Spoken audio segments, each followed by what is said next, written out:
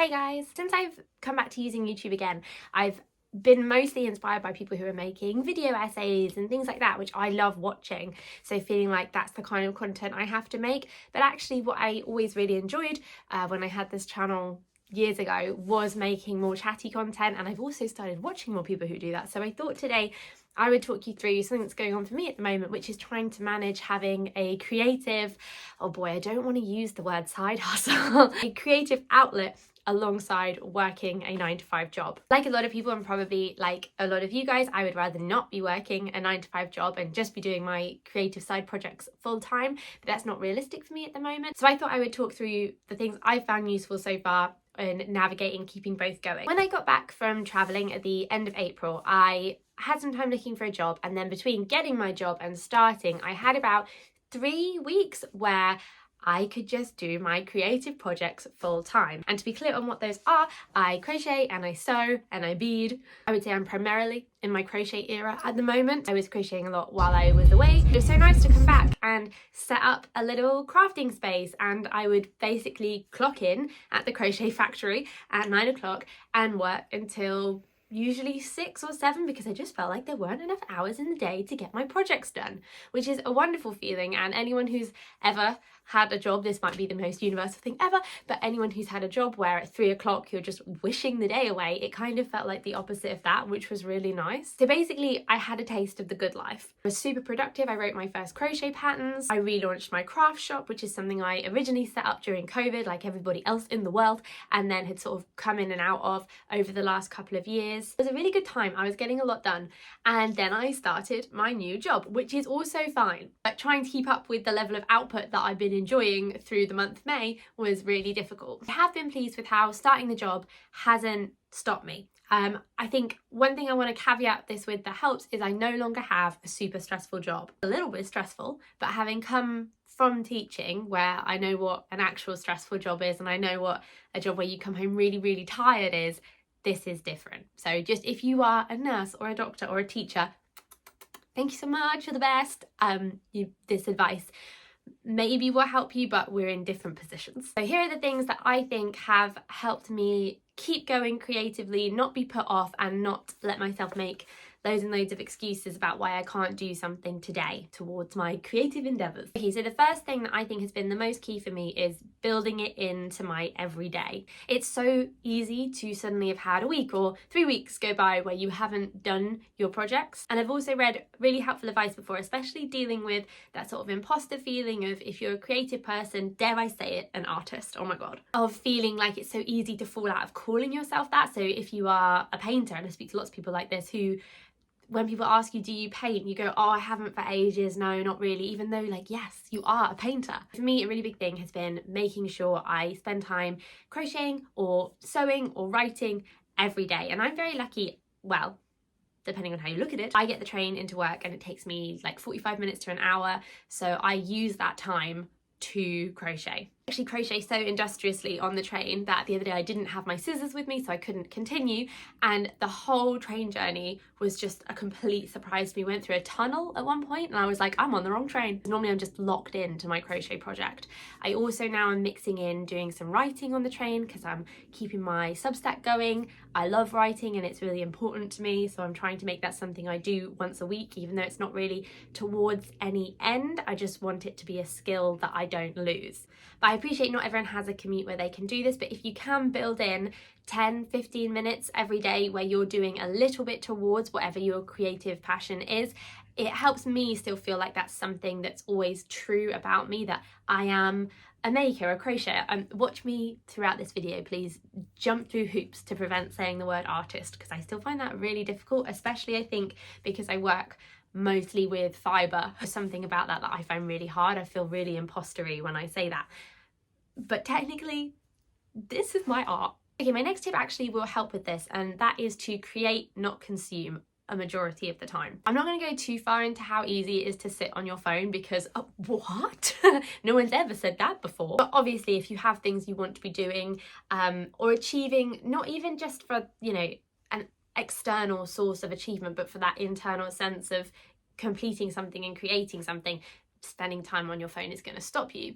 But what I also think is easy to happen is I don't feel that I doom scroll anymore, because my feed now is so curated to be all about other people making beautiful things and being so creative, and so it's tempting to be tricked into seeing that as looking for inspiration. Or I also love to browse Pinterest.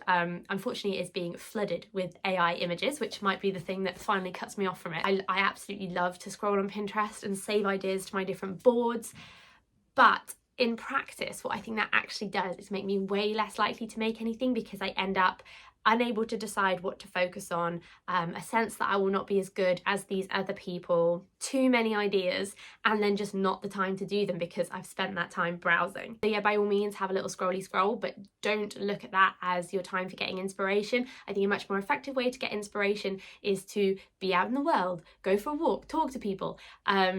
Just doing what you saw on social media, I think, will only lend to comparison and indecision. Number 3 is always be ready to write it down. If you're working full time now, you're not going to remember the thought you had in the morning getting ready or in a meeting when you're supposed to be doing something else. So always making the time to quickly write that down in whatever way you can so that you can come back to it. Actually, often when your mind is doing other things, I find is when creative ideas will come to you. In that sense, having something else to do with your day can be quite a positive thing, keep you sort of in love with that feeling of chasing a creative idea and having that creative crush on something that you really want to pursue, which is fab, but you need to remember what the idea was. My 4th piece of advice is to have a deadline. So for me, that was signing up to a craft market that took place last weekend. And really, that deadline, it doesn't matter what it is. So for example, that craft market has not transformed my creative career.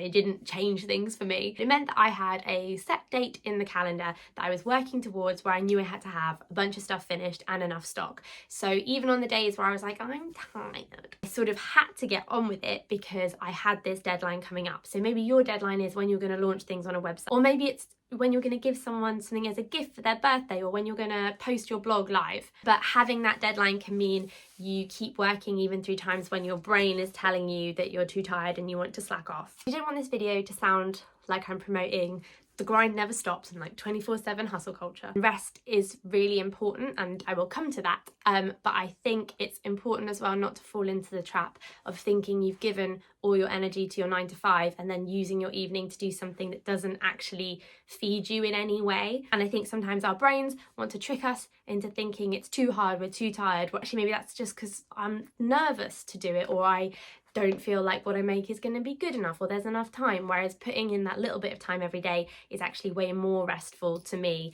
than, I don't know, scrolling on my phone or watching something I don't care about on TV. And my 5th point, kind of as a follow-on from that, is to be realistic. So when I could no longer crochet from 9 till 6 p.m, which was very sad for me, but maybe a gift for my wrists and shoulders, I obviously did make less. And I think rather than seeing that as this huge defeat, being realistic about what you're going to be able to do and still celebrating that instead. When I film videos that are like, here's everything I made in July, it's a lot less than I made in May, but trying to still celebrate that and be excited about it rather than always comparing it to this level of productivity that is not realistic for you. I was listening to the Amy Poehler Good Hang podcast, which is one of my very favourite podcasts, and one of her guests was saying she only did 2.5 paintings last year, so can she call herself a painter?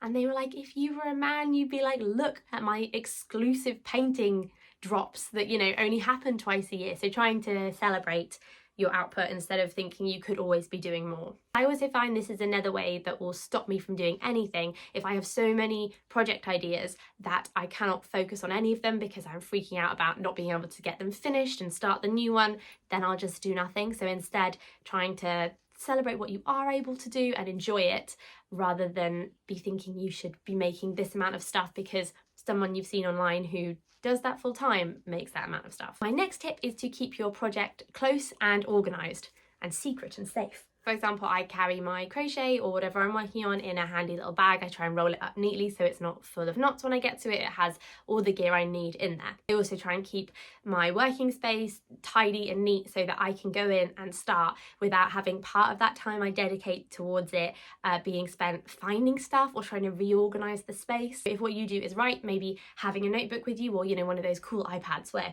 you write with a pen and it turns to text. What are they called? Or if you have something that you really can't carry around with you, just making sure it's ready for you to return to in some form at the end of the day without loads of setup time. Even if you have to put it away because of space, putting it away neatly so you can find everything again and get it out with minimal nightmare. And my final tip, which feeds back to the idea I mentioned earlier of resting, is to do something else. So to do something else with your time, and it doesn't even have to be a hobby. Maybe it's seeing friends, or I like going for a run. Maybe it's going for a walk or cooking dinner. So you don't feel like every waking free moment of your time has to go into this creative project. Because for one thing, I think it's harder to stay creative if that's how you're approaching it, because you're not having that time where your mind wanders and comes up with new ideas and sees new inspiring things. But also if you have these other things going on for you, I think it can really help your self-esteem. So maybe you're seeing someone online who's managed to turn this into a job or has made something that you just think is amazing. Rather than feeling resentful and competitive, you are maybe less likely to feel that way if you also have other things going on for you and you're a jack of a couple of trades rather than just being hyper focused on this one thing all the time. This can still be your main passion, but if you have other things going on, I think it just helps with your sense of self when comparison can be so inevitable if you're online at all. These are my tips. I would love to hear what you guys have to say, because I did a video on TikTok about things I would do differently if I did another craft market, and people in the comments were so helpful, and I had all these people who I think have been doing the craft market circuit for years giving me great suggestions. So I would love it if people shared ideas and hear of how you manage having something creative that you want to do alongside having to have a freaking job. And I just thought at the end of this I would just, to give some context, show you some of my most worn crochet and hand sewn pieces. So my first one is the one that I'm wearing, which is this top, which I am obsessed with.